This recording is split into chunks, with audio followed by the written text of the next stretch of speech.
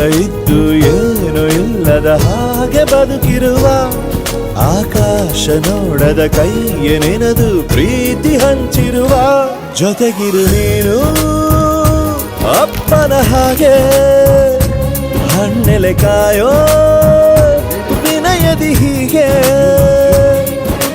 ನಿನ್ನನು ಪಡೆದ ನಾವು ಪುನೀತ ಬಾಳು ನಗು ನಗುತ್ತಾ ಬೊಂಬೆ ಹೇಳುತ್ತೈತೆ ಮತ್ತೆ ಹೇಳುತ್ತೈತೆ ನೀನೇ ರಾಜಕುಮಾರ.